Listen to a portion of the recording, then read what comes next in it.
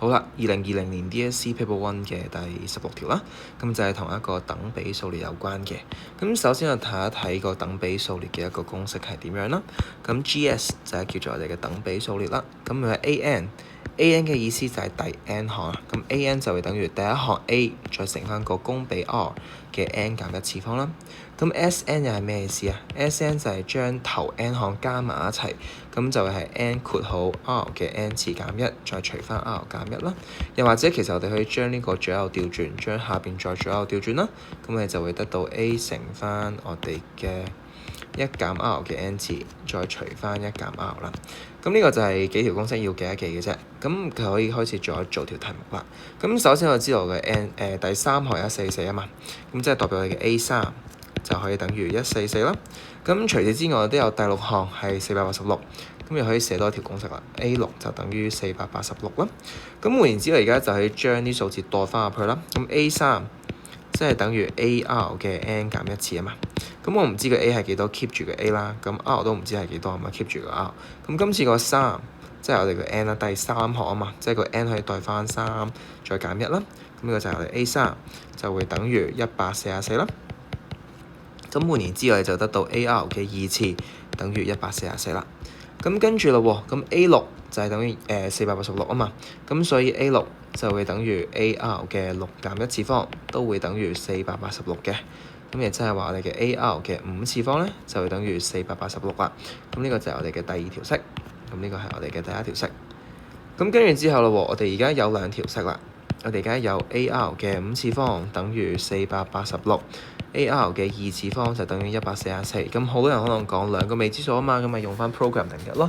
但係留意翻佢唔係 AX 加 BY 等於 C 咁樣嘅形式啊，佢唔係相加，佢係次方咁解，咁就要諗一諗有冇其他嘅辦法可以做到落去啦。咁首先係我哋就可以兩式相除啊。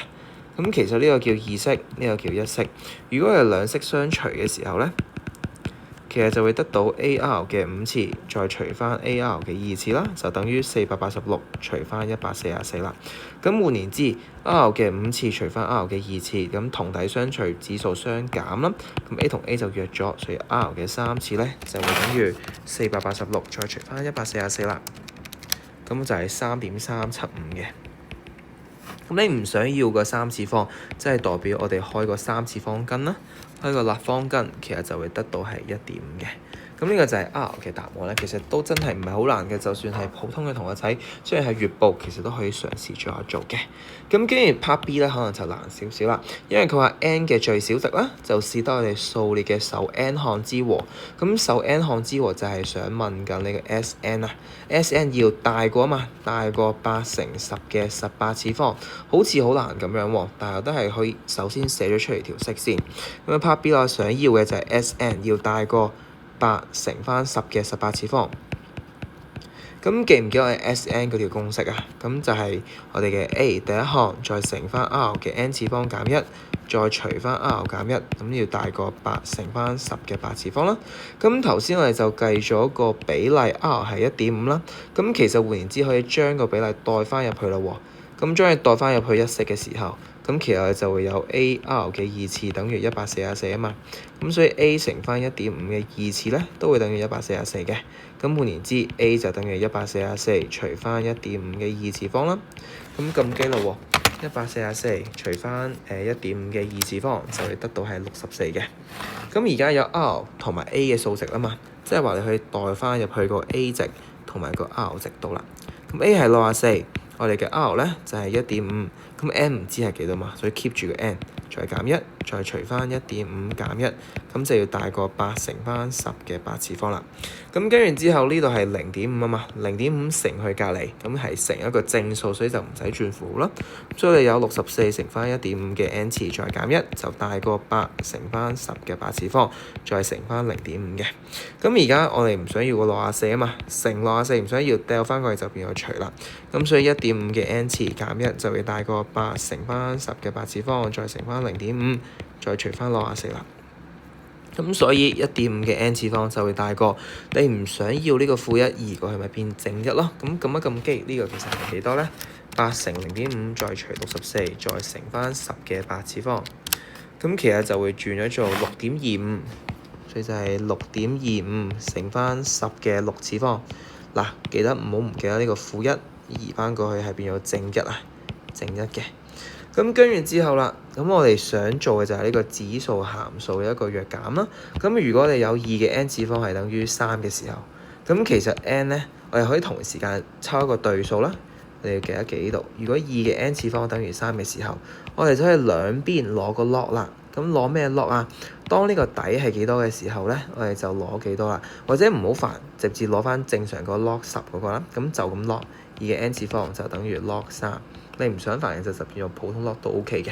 但係你就要記得一條公式啦。如果 log a 嘅 b 次方咧，其實 log 可以將個次方將佢移落嚟啊。咁即係代表我哋嘅 n 咧可以俾佢移到落嚟啦。咁就係得到 n log 2就係等於 log 3。咁所以我哋嘅 n 就等於 log 3再除翻 log 2啦。咁同理啦，其實呢度我哋都可以兩邊一齊剔 log。咁記住幾時要剔 log？就係我哋嘅指數係一個未知數嘅時候，就可以試下兩邊一齊用個 log 字去表示佢啦。咁兩邊一齊 log 咗佢1.5嘅 n 次方，再帶個 log，呢個係6.25乘翻10嘅6次方，再加1。唔使驚嘅，就咁 keep 住佢就得㗎啦。係啲數好核突㗎啦，但係 keep 住就 OK。咁留意翻呢度次方 log 咗之後，就可以將佢攞出嚟搬出嚟啦。咁就係 n log 1.5就會帶個 log， 跟住係6.25乘翻10嘅6次方，再加1。咁而家 n 就咪孤立咗佢咯。你而家係乘呢個 log 1.5啊嘛，唔想要咪變除啦。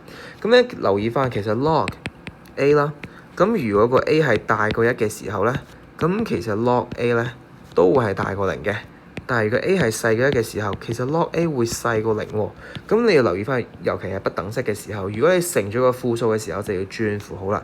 但係今次好彩，其實 log 1.5咧係一個正數嚟嘅，咁直接將佢除過嚟，唔使轉符號就得㗎啦。咁所以我哋就會得到個 n 咧，其實就係大過我哋嘅 log 6.25乘翻10嘅6次方加1，再除翻 log 1.5啦。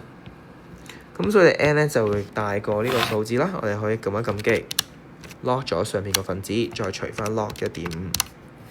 咁你就會得到一個數字，好核突嘅，一定係核突㗎啦，因為你 log 咗佢啊嘛。咁就係38.5929點點點啦。咁你想要嘅係 n 嘅最小值啊嘛。你而家話我哋嘅 n 其實要大過呢個數字，咁佢最接近嘅下一個數字，你諗一諗，我想要嘅係向右邊呢邊，呢個叫38.5。咁佢嘅下一個數字咪叫做39咯。咁其實個火車係未到站，去到38點幾，咁佢下一個站繼續數落去，咪就係39咯。咁所以個最小值咧 n 嘅最小值咧就自然會係39啦。